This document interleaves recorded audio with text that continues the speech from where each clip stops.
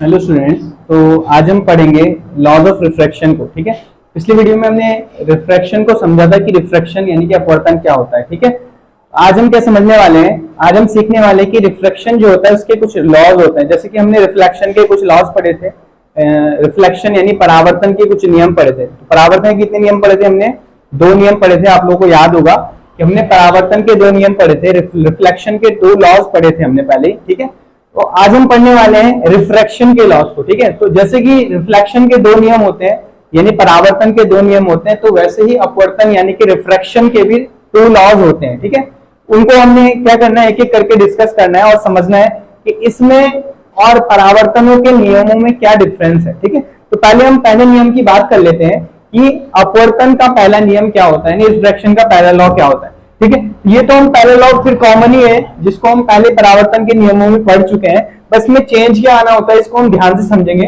ठीक है, पहले लॉ को हम पहले भी पढ़ चुके हैं। क्या पढ़ा था हमने वहां पर, याद होगा, परावर्तन का पहला नियम, इंसिडेंट रे, नॉर्मल और reflected ray lie on the same plane, यानी कि आपतित किरण, अभिलंब और परावर्तित किरण क्या होते हैं, तीनों एक ही समतल में होते हैं। मैं यहाँ पर ड्रॉ बना देता हूँ परावर्तन किस प्रकार हुआ था। परावर्तन के लिए हमने यहाँ पे एक नॉर्मल बनाया था, ये इंसिडेंट रे थी, और यहाँ से ये पॉलिश सरफेस से क्या हो गई थी, बाउंस हो गई, है ना, और यहाँ से टकरा के ये वापस इसी माध्यम में, इसी मीडियम में चली गई। इस एंगल को इंसिडेंट एंगल और इस एंगल को रिफ्लेक्टेड एंगल हमने बोला। ठीक है ना, आई और आर, ये रे आई और ये रिफ्लेक्ट हो गई यहाँ से, रिफ्लेक्टेड रे।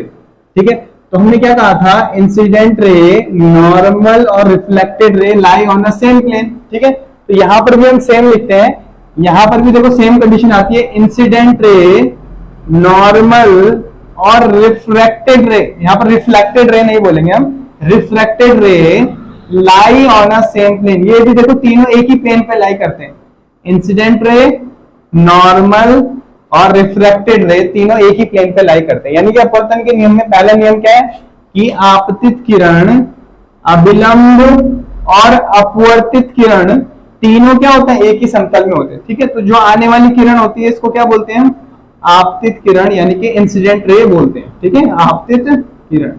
ये हमारा नॉर्मल है, नॉर्मल बिल्कुल 90 डिग्री पर हम क्या बनाते हैं, एक अभिलंब बनाते हैं।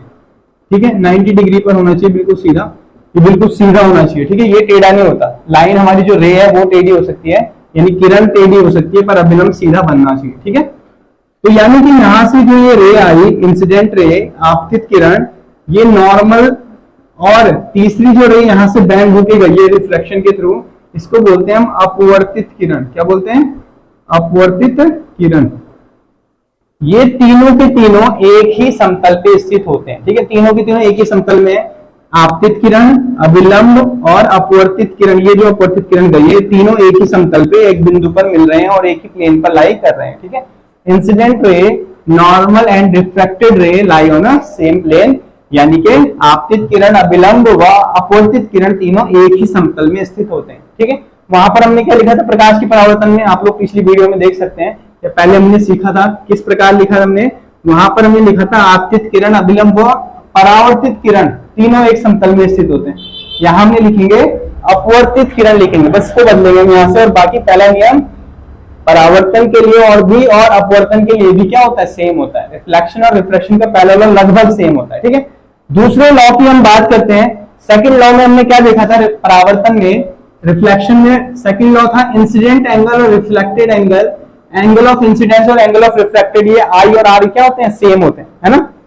सेकंड लॉ में ये पढ़ा था, और यहाँ पर ये सेम नहीं होते, ध्यान रखना है। आ रही बात समझ में, ये सेम नहीं होते हैं। यहाँ पर हम सेकंड लॉ को स्नेल्स लॉ बोलते हैं, ये याद रखना है। सेकंड लॉ को क्या बोलते हैं हम, इसमें स्नेल्स लॉ बोलते हैं, याद रखना। इंपॉर्टेंट एग्जाम में अक्सर पूछा जाता है कि स्नेल्स लॉ यानी स्नेल का नियम क्या होता है। ठीक है, स्नेल वैज्ञानिक का नाम है जिन्होंने इस नियम को ढूंढा है। ठीक है, क्या होता है इसमें, आई और आर इक्वल नहीं होता है, आई और आर इक्वल नहीं होता है। इसमें ये एक चीज ध्यान रखनी है, इसमें आई और आर इक्वल नहीं होता है, बट अगर मैं यहां पर, आप लोगों ने ट्रिग्नोमेट्री फंक्शन आगे पढ़ने हैं अभी 10th में, ठीक है, उनको भी हम मैथ्स में डिस्कस करेंगे कभी। हमने क्या करना है, इस इंसिडेंट एंगल यानी आपतन कोण आई पर हमने एस आई एन साइन लगाना है। ठीक है, और ऐसे ही हमने आर पर भी साइन लगाना है। क्या लगाना है, साइन लगाना है। ठीक है, दोनों तरफ। यहाँ पर आई और आर बराबर नहीं होते, आई और आर बराबर परावर्तन के नियम में होते हैं। यहाँ पर क्या होता है, साइन आई और साइन आर एक दूसरे के प्रोपोर्शनल होते हैं। ये प्रोपोर्शनल का एक क्या है, ये प्रोपोर्शनलिटी के लिए लिखा जाता है, प्रोपोर्शनल का साइन है, ठीक है। आप ध्यान रखेंगे ये प्रोपोर्शनल का साइन है, ठीक है। यहाँ पर क्या कहना है कि साइन ऑफ इंसिडेंट एंगल और sine of reflected angle is proportional to each other. Okay, ये दोनों एक दूसरे के प्रोपोर्शनल होते हैं। प्रोपोर्शनल का मतलब ये लगभग, अगर ये बढ़ेगा तो ये भी बढ़ेगा। प्रोपोर्शनल का मतलब होता है कि दोनों चीजें एक साथ बढ़ती हैं। अगर मान लिया हम आई को बढ़ाएंगे ना तो आर की वैल्यू भी बढ़ती चली जाएगी, अगर हम आई को कम करेंगे तो आर की वैल्यू भी कम होगी। तो ये डिपेंड करता है, ठीक है। साइन आई की वैल्यू अगर बढ़ेगी तो साइन आर की वैल्यू भी बढ़ेगी। यहां पर मैंने बताया आई और आर इक्वल नहीं होते हैं, यहां पर साइन आई और साइन आर एक दूसरे के प्रोपोर्शनल होते हैं। ये एक अनुक्रमानुपाती बोला जाता है इसको, प्रोपोर्शनल। क्या बोलते हैं इसको, प्रोपोर्शनल होता है, ठीक है। प्रोपोर्शनल का साइन है, ऐसे अल्फा बना देना, ठीक है। प्रोपोर्शनल का साइन है, इसको बोलते हैं अनुक्रमानुपाती। क्या बोलते हैं, अनुक्रमानुपाती, ठीक है। ये ध्यान रखना, ठीक है। प्रकाश के परावर्तन में क्या कहा था हमने कि आई और आर इक्वल होते हैं, यानी आपतन कोण और परावर्तन कोण बराबर होते हैं। यहां पर हम क्या कहेंगे कि आपतन कोण की साइन को बोलते हैं हम जया, याद रखेंगे। आपतन कोण की जया साइन को बोलते हैं हम जया, ठीक है। आपतन कोण की जया और अपवर्तन कोण की जया ये दोनों एक दूसरे के अनुक्रमानुपाती होते हैं। या तो ये कहेंगे या ये कहेंगे आपतन कोण की जया और अपवर्तन कोण की जया। देखो जब भी हम यहाँ अनुक्रमानुपाती को हटाते हैं ना तो हम क्या लगाते हैं, प्रोपोर्शनैलिटी के लिए अनुक्रमानुपाती का एक नियतांक लगाते हैं, याद रखना। देखो याद रखना, साइन आई बराबर, देखो अनुक्रमानुपाती को हटाने के लिए, अनुक्रमानुपाती अगर हम हटाएंगे तो इसकी जगह बराबर लगाएंगे, और अनुक्रमानुपाती हटाने के लिए हमें यहाँ पर एक नियतांक लिखना होता है, कांस्टेंट लिखना होता है। याद रखेंगे कि इसको हटाने के लिए हमेशा हमें कांस्टेंट लेना होता है, ठीक है। उस कांस्टेंट को, जैसे जिसकी हम बात यहाँ पर कर रहे हैं इस डेफिनेशन में, कांस्टेंट, ऑलवेज अ कांस्टेंट, ठीक है।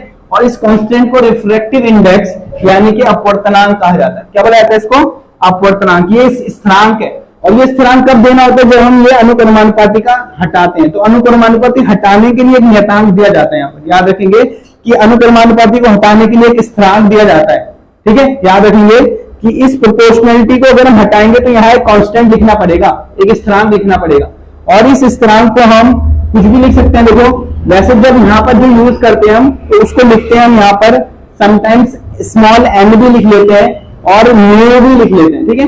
तो हम यहाँ पर जो यूज करेंगे वो स्मॉल एन का यूज करेंगे। किसका यूज करेंगे हम, स्मॉल एन का। तो स्मॉल एन क्या है यहाँ पर, ये स्मॉल एन यहाँ पर एक स्थिरांक है, यानी एक कांस्टेंट है, ठीक है। यहाँ पर ये हटाया हमने, प्रोपोर्शनल का साइन हटाएंगे तो बराबर लगाएंगे, और बराबर लगाने के साथ साथ क्या लिखेंगे, इसके बदले बराबर लगा के एक कांस्टेंट भी लिखेंगे, ठीक है। और ये साइन आर को पीछे से वहीं पर लिखेंगे, आ रही बात समझ। और ये साइन आर मल्टीप्लाई में होता है, याद रहे। तो यहां पर अगर हम देखें कि ये साइन आई और ये साइन आर मल्टीप्लाई में है, और ये मल्टीप्लाई से साइन आर कहां चल जाएगा बेटा, डिवाइड में जाएगा। तो sine I upon sine are is equal to N के होता है, और एन क्या है बेटा, एक कांस्टेंट है, और इस कांस्टेंट को हम बोलते हैं रिफ्रैक्टिव इंडेक्स या अपवर्तनांक। क्या बोलते हैं इसको हम, रिफ्रैक्टिव इंडेक्स। क्या बोलते हैं इसको हम, रिफ्रैक्टिव इंडेक्स, या इसको हम हिंदी में बोलते हैं अपवर्तनांक। क्या बोलते हैं, अपवर्तनांक, ठीक है। इसको हम पहले डिस्कस कर चुके थे, इसको लिख चुके हैं, अपवर्तनांक। आ रही बात समझ में। तो यही है स्नेल्स लॉ। क्या है ये बेटा, ये स्नेल्स लॉ है, यानी परावर्तन, ये अपवर्तन का दूसरा नियम है, ठीक है। यहाँ पर परावर्तन का पहला नियम हमने पढ़ा था कि आई और आर इक्वल होते हैं, पर हमने अपवर्तन के दूसरे नियम में सीखा कि आई और आर इक्वल नहीं होते। इसमें इसकी साइन आई और साइन आर एक दूसरे के प्रोपोर्शनल होते हैं, ठीक है, अनुक्रमानुपाती होते हैं। अनुक्रमानुपाती को हटाने के लिए हमने बराबर लगाया और यहाँ पर एन लिखा मल्टीप्लाई में, और इस मल्टीप्लाई से साइन आर को हम कहां ले गए, साइन आई के डिवाइड में ले गए मल्टीप्लाई से, ठीक है। यानी कि sine I upon sine are is equal to N, यानी कि कांस्टेंट हो जाता है। अरे बस समझ, यही स्नेल्स लॉ है। इसको अगर हम स्टेटमेंट में देखें, the ratio of the sine of incident angle, the ratios of the sine of incident angle to the sine of refracted angle is always constant, और उस कांस्टेंट को रिफ्रैक्टिव इंडेक्स बोलते हैं, ठीक है। और अगर हम देखें इसको कि आपतन कोण की साइन यानी जया आपतन कोण की जया और अपवर्तन कोण की जया का अनुपात सदैव एक स्थिरांक होता है जिसको अपवर्तनांक कहा जाता है। ठीक है, तो ये इसका क्या है, मैथमेटिकल फॉर्मूला है, याद रखेंगे। Sine I upon sine are is equal to small n, ये एक मैथमेटिकल स्टेटमेंट है किसकी, अपवर्तन के दूसरे नियम का, यानी कि रिफ्रैक्शन का जो सेकंड लॉ है, स्नेल्स लॉ जिसको बोलते हैं, स्नेल का नियम, कि इसका गणितीय रूप है, मैथमेटिकल फॉर्मूला है। आ रही बात समझ?